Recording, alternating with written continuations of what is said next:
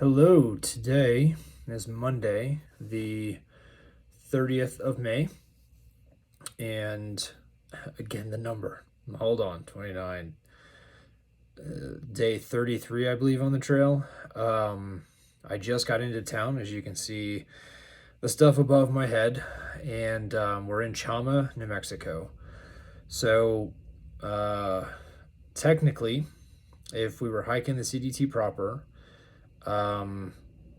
we would hike to Cumbres Pass. I believe it's how it's pronounced. It's Cumbres. I think the E is, or the S is silent. I can verify that, but we would usually hike to the pass and then hitch a ride into Chama, and Chama is where we would gear up for Colorado. So micro spikes, ice axe, tall gaiters, like switch out this shirt for wind shirt or different types of materials to get ready for the snow in Colorado. Because we're on the pseudo CDT, also known as the Shackleton alternate, we walked right into Chama. So it was 5 days between Grant and Cuba, and 3 days between Cuba and Chama. Out of those 8 days, 6 of them were road walking, a lot on pavement. Like today was 100% pavement, just like the 2 days ago when we walked out of Cuba.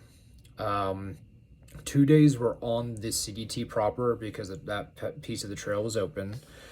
And even those 2 days that we were on trail, some of it had dirt roads and some of it had, like the end of day 5 going into Cuba, we had 4 miles of asphalt. So it was a lot of road walking.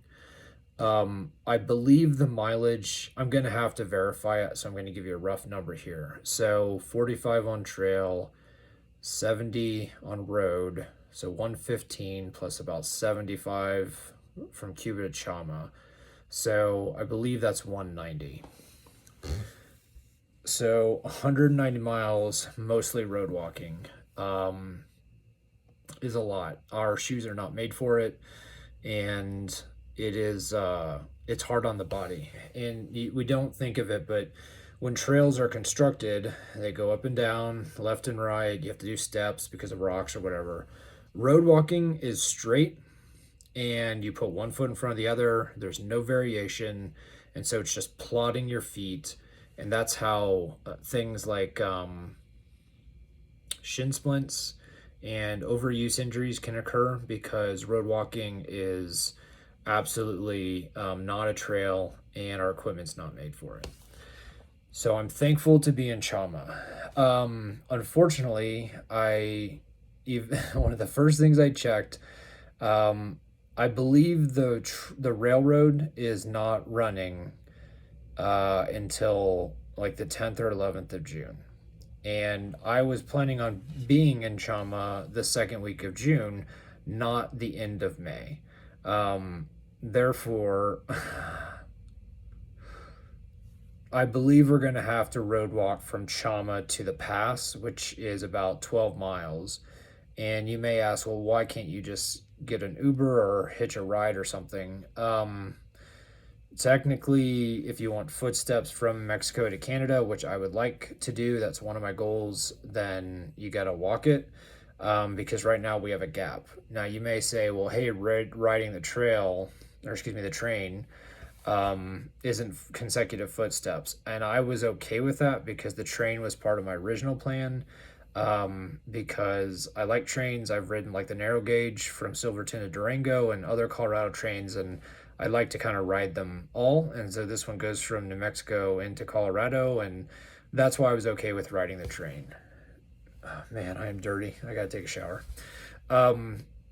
You can see I'm a little bit more rested. I had a good night's sleep yesterday. However, it was interrupted for about an hour with a gale. Like, it was nearly pulling my tent out of the ground. And it was pouring rain. I am surprised it wasn't a thunderstorm. It basically felt like micro bursts. Like the wind was extremely powerful. And I found out that Marty and Heavy D and Mouse ended up camping like a mile away from me at a different RV park just because we didn't have cell reception and we couldn't connect. And they didn't have as much coverage. Like I was down in the river valley and they were above the river valley. So I guess like like D was holding on to his tent pole for dear life and the thing was bending sideways, and he and Mouse were absolutely shocked that the pole didn't snap last night. Like that's how strong the winds were. Um, and so it was surprising, but day two of rain, out of 30, what I,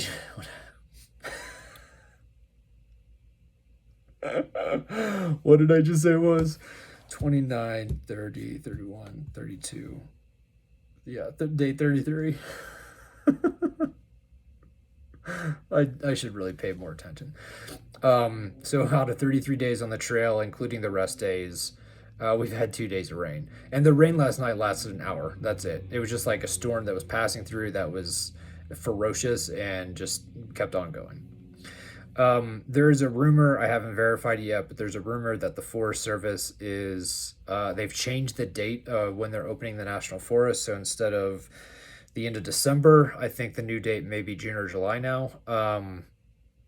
So I still want to hike that section of the CDT, and my plan is hopefully to finish in Canada and then hop back down and rehike, not rehike, but hike the section in the forest. So that would be great if they reopened it.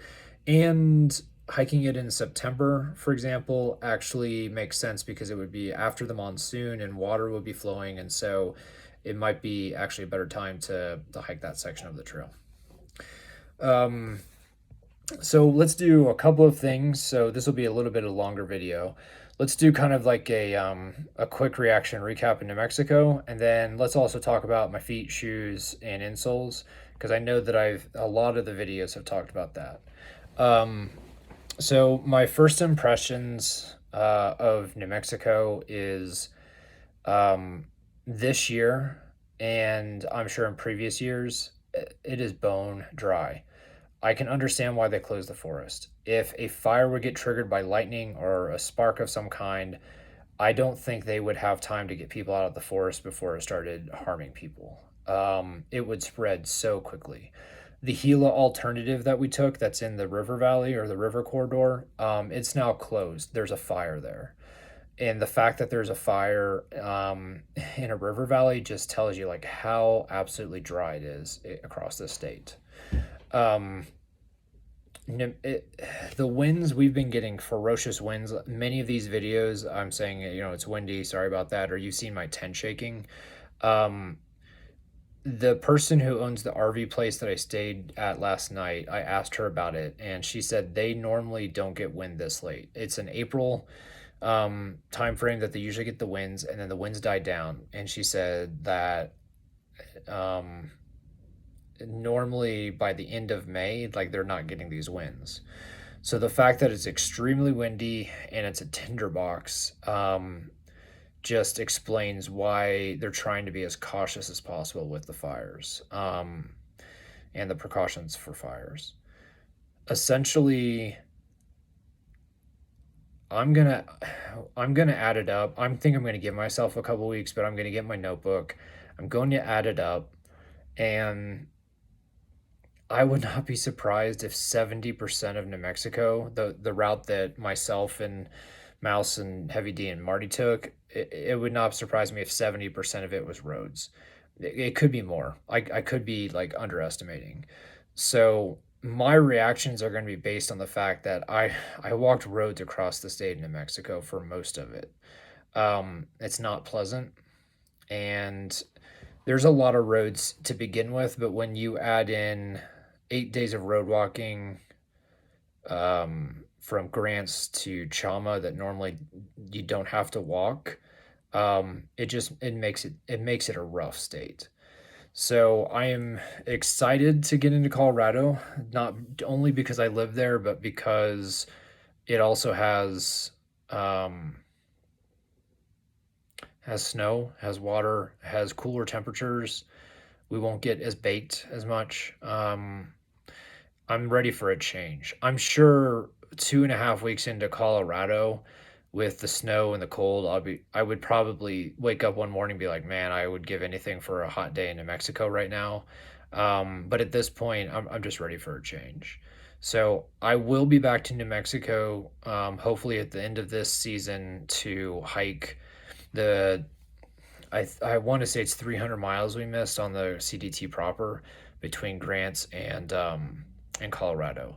So I will be back to hike that. It's supposed to be the most like one of the most beautiful sections of the CDT in New Mexico. Like the heel is up there as well. So I'm looking forward to getting the opportunity to come back, hike that section, really see the beauty, and um, and have those memories as well as the road walk. I will say that coming out of Grants, day 2 and 3, when we got to the unpaved road and we're hiking the unpaved road to the CDT, and day 2 and 3 out of Cuba, day 2 yesterday was unpaved road, today was asphalt, but the views were beautiful, and I can't complain that like we got to see some beautiful views even though it was a road walk. Like yesterday we hiked across an Indian reservation on the road, and a woman stopped and said, this is our ranch. It's been in our family for 1,000 years. And I told her, I said, you have wonderful views. Your ancestors picked a wonderful spot, and so we did get to see some beautiful scenery. So it wasn't all bad. The road walk wasn't all bad. There were some positives to it. Um, Man, a lot of road walking in New Mexico. So anyway, that those I think are my initial thoughts in New Mexico. Definitely dry and hot and windy, but I'm not complaining about the wind. It kept things cool when when we were out there toasting in the sun. Um, so shoes, insoles, and my feet. Um, Three things happened. The and there's actually a fourth thing which I'm going to cover real quickly, but three things happened that acerbated the issue. The thing that I'm going to mention up front is I knew I was going to have blisters. I knew I was going to have to toughen up my feet, and I knew that the first week to 10 days was going to be rough. Like my feet were going to have to adjust to trail life, and that meant blisters, and it could be on the balls of my feet, it could be on the bottom somewhere else, it could be the toes, whatever it is. So I expected the first few videos were going to talk about like, hey, my feet are having a rough go of it. I'm managing it, and once I managed that first set of blisters, then I figured it'd be minimal after that. So here are the three things. The first thing, and I've touched on some of this in some other videos, the first thing that I'll touch on is the fact that my feet grew faster than I expected. So my arch, especially on my left foot, like it went flatter, faster than on the PCT hike. And so that meant that my shoes suddenly got smaller, faster than what I was expecting.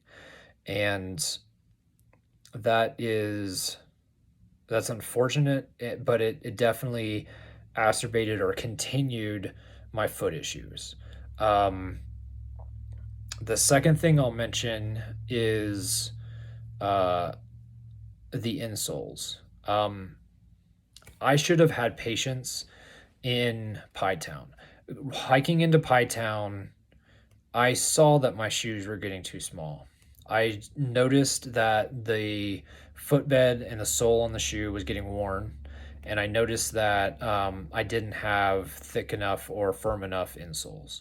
When I got to Pie Town and the reception was horrible, I should have had more patience trying to call like REI or someplace to get new shoes sent to Grants and new insoles sent to Grants.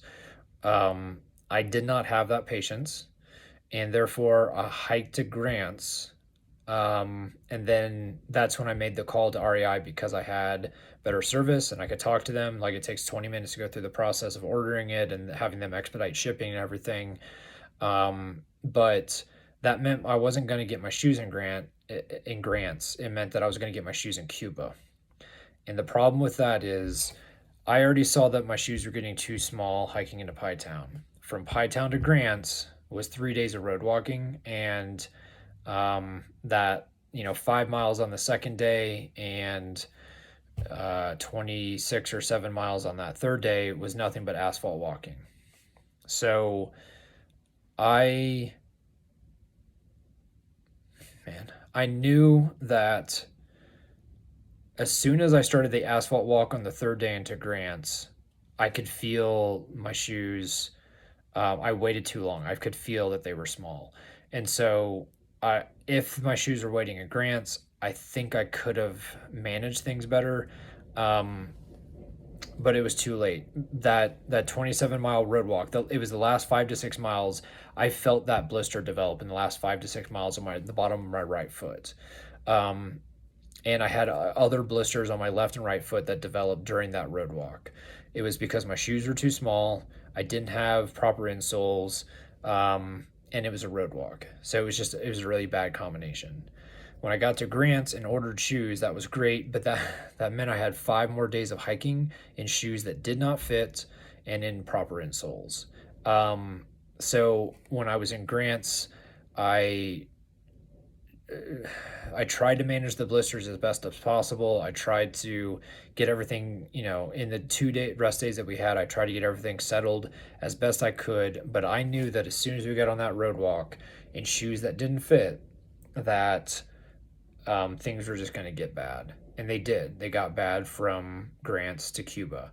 I managed some of it, but I still got some new blisters and new sore spots between Grants and Cuba. So from Cuba to Chama, when I got the new shoes and they were a size or a half a size larger, and I had insoles, then things have started to calm down. So yesterday I mentioned that I hiked 24 miles in about 8.5 hours or 8 hours, something like that. I mean, that's a pretty fast pace, and that would not have happened unless my feet were starting to feel better. Today I hiked 25 miles in roughly 8.5 to 9 hours, and it was all asphalt. Yesterday was not. It was dirt road. Today was asphalt, but I was able to do those hikes yesterday and today because my feet have room in the shoes. They have insoles, and they're starting to feel much better. So the third thing were the insoles. Um, Essentially what I should have noticed in Silver City, so way back near the border, where I should have noticed that the insoles of my shoes were not firm enough. They were okay for the first section from the border to Lordsburg, and the reason why is because most of that was flat. Once we started hiking towards Silver City and we started getting some elevation gain, I should have noticed you're feeling way too many rocks through your insoles, and you need to change something out. So what I should have done is when I was in Silver City and had that rest day, I should have called and had new insoles sent to Pie Town. And so when I got to Pie Town, I could, even if though my shoes were at that point too small, I could have at least put the new insoles in and probably mitigated some of the issues into Grants. So that's why you've heard me talk about shoes so much, is because and my feet and everything else, is because I made some mistakes. Some people are going to say they're rookie mistakes, but when you have 9 years between through hikes, you forget some stuff, and I certainly forgot some stuff. So I needed to make the call sooner to get the new shoes because I saw the size was going to be an issue. I should have had proper insoles earlier in the situation, but I didn't. So I do have the larger shoes now. I have some super feet insoles. My feet are feeling a lot better. I'm gonna soak them here now that I'm in Chama, and get away or pick away a little bit more of the cut away a little bit more of the dead skin, and hopefully once I hit Colorado in a couple of days, because I'll have a rest day here, then things will feel much better, and I'll be able to not talk about my feet anymore. I'll just have to monitor in case my feet start growing to the point where I need to get another half size again, or if I start feeling too many rocks, I need to make a call and get new insoles or indoor shoes if the footbed and the sole of the shoe has been worn thin. So I think that covers shoe stuff. I sincerely hope that now that I've had 2 waves of blisters and foot issues that I'm finished. I'm sure I may have some minor things in Colorado because it's a different type of hiking. It's hiking in the mountains, but I sincerely hope that we can not talk about insoles or shoes or feet or any of that stuff anymore. Hopefully, knocking on wood, that stuff's behind us. Okay, so it's been a long video here. I think that's the end of it. I talked about the shoe stuff. I talked about my impressions in New Mexico, gave a little summary of today. Going forward, I'm going to take a rest day tomorrow and get some town food. Also, I got to go pick up my ice axe and my other gear at the post office, which will be open tomorrow since today's Memorial Day.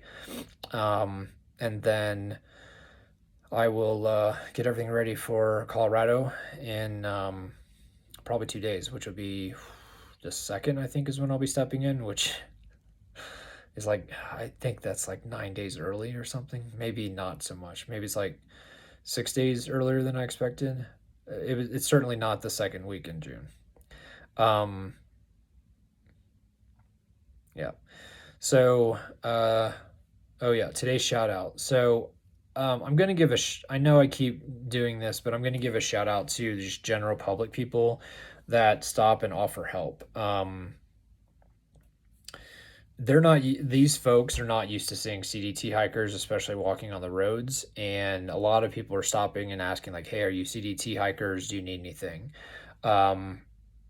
So for example, yesterday, like Heavy D, Mouse, and Marty, they were hiking towards the Cooper RV park and they got stopped by a person, and they chit-chatted, and the person's like, hey, you should try this other RV park because they have a restaurant.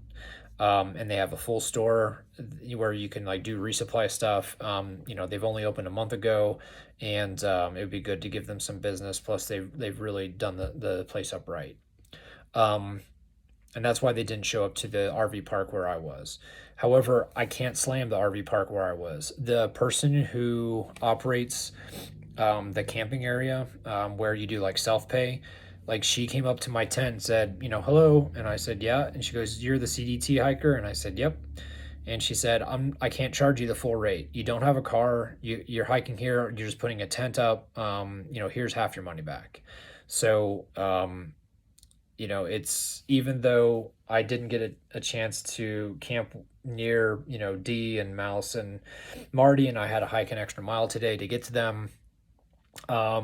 They called me over like, hey, this place has a restaurant. Let's get a walking burrito before we head out on the road walk this morning and get into town. So it was, it's just impressive that people who normally don't see CDT hikers recognize what's going on. They're helping folks. And, another great example is Marty, D, and Mouse. They had, I think it was a Forest Service personnel stop and say, hey, are you hiking the CDT? Yeah. Okay. I got a cooler in the back with some Gatorade and water. Let me get you some stuff. I missed that guy because I was already finished hiking, apparently. I had turbo legs yesterday. But the fact that people are stopping to help the hikers is wonderful. So a big shout out to people who normally don't see us, that are recognizing what's going on, helping us out, and making it possible for us to do that road walk, as well as put solid footsteps or continuous footsteps from Mexico to Canada. So okay, I think that's it. We're about 25 minutes here, so this is, I think, the longest video I've posted. Hope everyone's safe. Hope everyone's doing well. Hope everyone had a wonderful Memorial weekend, and I hope you gave thanks to the folks that have given their lives for our freedom, and not just our freedom, but excuse me, not just the military folks, but the first responders like 9/11, and anyone else that's putting their life on the line for freedom and the well-being of others. So I guess a second shout out to those folks. Since today is Memorial Day, we'll give just a moment of thanks to those folks who've given their lives to help others. So again, have a wonderful day and evening, and I will talk to you folks soon.